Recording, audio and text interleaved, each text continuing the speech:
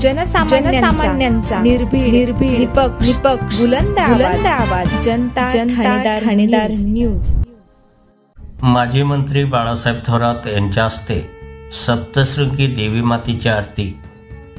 संगमनेर येथील देवी गल्लीमधील सप्तशृंगी माता मंदिरात आज दिनांक 28 सप्टेंबर रोजी देवीची महाआरती माजी मंत्री बाळासाहेब थोरात तसेच माजी आमदार डॉक्टर सुधीर तांबे, संगमनेर शहराच्या माजी नगराध्यक्षा सौ दुर्गाताई तांबे, एकविरा फाउंडेशनच्या अध्यक्षा डॉक्टर जयश्रीताई थोरात, निखिल पापडेजा यांच्या हस्ते सप्तशृंगी देवीची आरती करण्यात आली।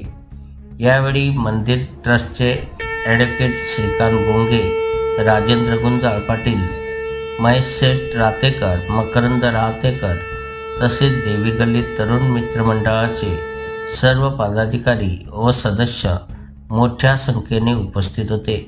यावेळी मान्यवरांचा मंदिर व ट्रस्टच्या वतीने सत्कार करण्यात आले। जनता ठाणेदारसाठी राम लोखंडेसह प्रतिनिधी चंद्रकांत महाले, संगमनेर।